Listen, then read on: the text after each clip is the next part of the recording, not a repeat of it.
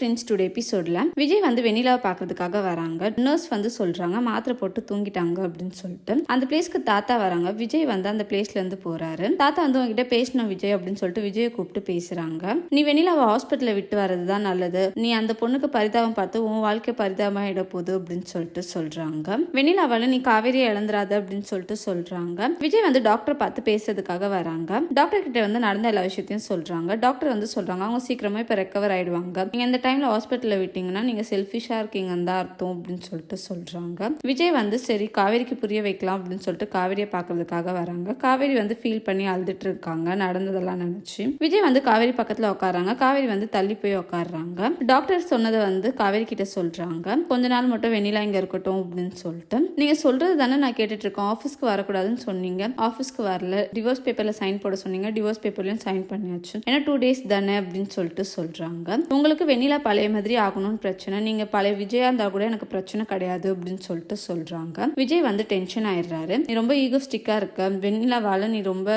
மாறிட்ட அப்படின்னு சொல்லிட்டு சொல்றாங்க. காவேரியா விஜயும் சண்டை போட்டுட்டு இருக்கத வந்து ராகினி பாக்குறாங்க. என்ன அக்ரிமெண்ட்டை பத்தி பேசுறாங்க அப்படின்னு சொல்லிட்டு திங்க் பண்றாங்க. காவேரி வந்து சொல்றாங்க நானே போனா உங்களுக்கு நல்ல பேர் இருக்கும் அப்படின்னு தானே நினைச்சு நீங்க இந்த மாதிரி பிரச்சனை பண்ணிட்டு இருக்கீங்க அப்படின்னு சொல்றாங்க. ஆமா அப்படின்னு சொல்லிட்டு விஜயும் சொல்றாரு. ராகினி வந்து ஹாப்பி ஆயிடுறாங்க. தேங்க்யூ.